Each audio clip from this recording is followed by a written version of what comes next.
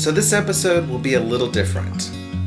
I'm going to talk to you about 9/11 in 2001. Many of you may have been pretty young, may not have been born, but for a lot of us older people, we all have stories that we can tell. Where were we and how that day turned out. But for a few of us, it was pretty unique. At the time, I worked at a radio station, at a sports radio station. I worked with Bucky and Erin, and Ann Hudson, who works for 96.7 now, and she's a morning host. She was also our traffic person at the time, and that whole morning was rather interesting. We were on the air when we started seeing what was happening on 9/11. I remember getting phone calls and people asking me what is going on, and I was the first person to talk to them and tell them about the tragedies going on while they're driving to work. It's kind of a surreal day. So I invited them for lunch. And so Erin, Ann, and I share our stories. Hopefully you can hear everything okay. It wasn't a restaurant, so I had to adjust a little bit.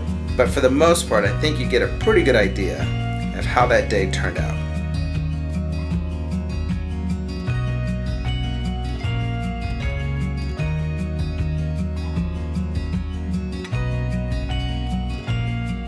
We were actually the ones like delivering the news to people for the first time. Yeah. And one of the reasons why you were a key part of it. You informed us that it was happening. Exactly. Oh, is that right? Yeah. We had no okay, idea. see, I don't remember that. We had it on Sports Center or whatever, and you came in and said, "Hey, World Trade World Trade Center."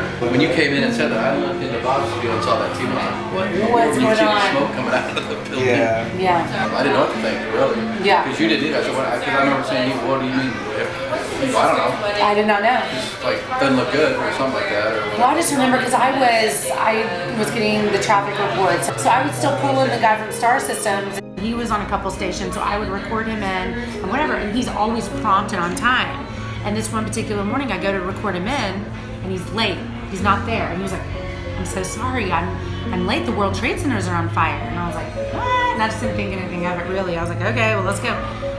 Well, then I heard an airplane flew into it, so I thought, oh, it must be a cargo plane or, something like that. Yeah. And I'll never forget our program director at the time was like looking up at TV, and I just remember him saying, and this must have been after I told you guys, because I think I was late doing the Sport Zone traffic report as a result of being late getting the other station's traffic in. And so I think at that point, I still didn't know what was going on. I just relayed the message, World Trade Centers are on fire, a plane ran into it. And then when I left the studio, I remember a program director was looking up at the screens and he was like, yeah, it looks like a terrorist attack. People were on that plane. And I remember thinking, what's a terrorist? What's a terrorist attack?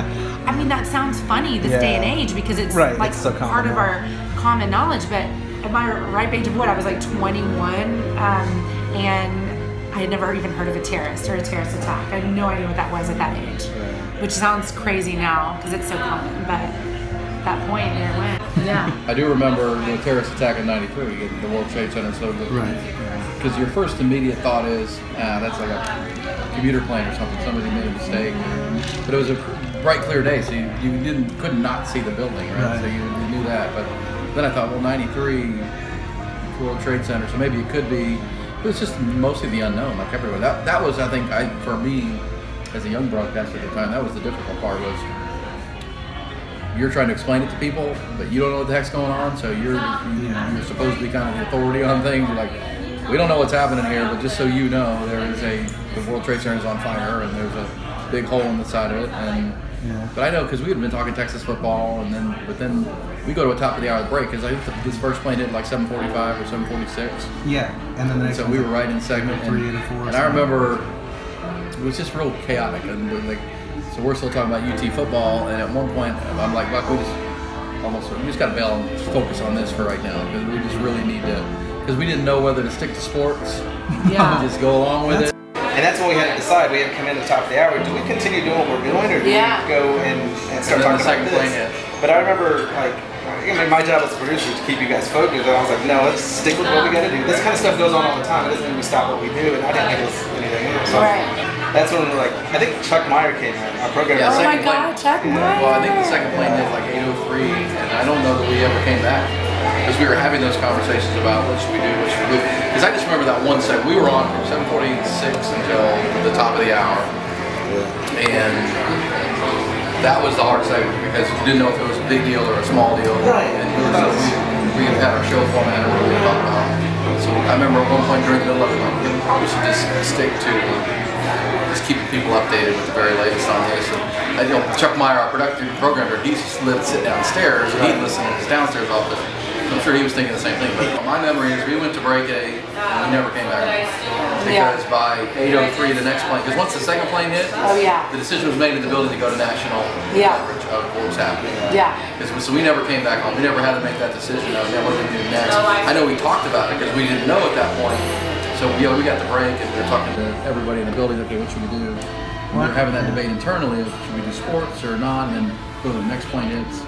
We never got back on. And then we just sat there in the studio and watched the coverage. I know. And it was so, I just remember it was just like, it got worse and worse and worse, like with the plane, then the second one, then the building fell, then the other one. Once we went off the air and let national news take it, we were just like everybody else. Yeah. Then we were just sitting there glued to the television, thinking, what in the world? And then, of course, they come down. And in sports, you're trying to keep everybody happy. You're trying to keep them excited. Yeah. But in news, you want to you don't disassociate from the feeling of it. And so I remember just trying to go through and watching it, but it wasn't until like we came downstairs. We were going to our cars at the same time, and she's like, "Well, I still got to remote this afternoon." And I was like, "No, I don't think you do." It's like, I think for all of us, we were just kind of still going through the motions. Like, do we still need to do this? And it's like, no, this is big. But it wasn't until I got home when I sat down and I finally everything relaxed, and then I think the buildings had already fallen, but it wasn't until I rehashed it and that's when the feelings came. But I think I held the branch for a good 3-4 hours before. Oh yeah. I think that was just part of our challenge. I don't know. Maybe that was normal for normal people. Well, I think it was. I mean, because again, I think once we got off the air, it was we were like everyone else, just terrorized.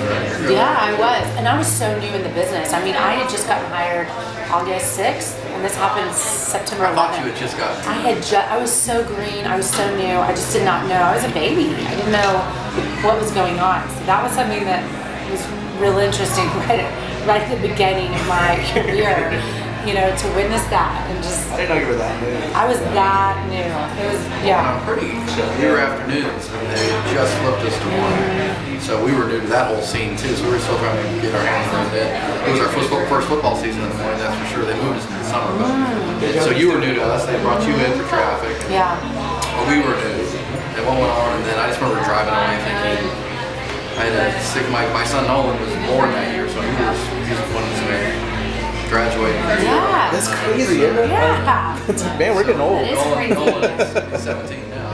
Oh my gosh. That is crazy. So I was going to pick up him and his brother, who was 3, and they were at daycare, and I'm like, you're driving like, is there more coming? You're all I know, you don't know. Yeah, because you hear the Pennsylvania and you hear the DC. Oh, yeah. Like, oh, are there more planes, or just the beginning of, I'm going to go get these kids and get them home, and, you know, then you just wait. And we just, I don't think we left the house for 3 days. I know. I remember I just wanted to like reach out and talk to everyone I loved. I wanted to donate all my money. And I actually think I was in a breakup with a boyfriend at the time, and as a result of that, we got back together. Oh, really? Like, we did, because it was like, just, Did you know anything else? This is amazing. No, I think so. I guess we're Thanks. Well, and so you were breaking up. We actually, this is way too much information, but in that downtime, we ended up, our third child was conceived in that week, and we were off work. I hope you guys enjoyed it. If anything you learned from this, don't take life for granted. Make the most of it. You never know what can happen. Remember the importance of this day, all the lives that were sacrificed, all of the military that went and defended our country.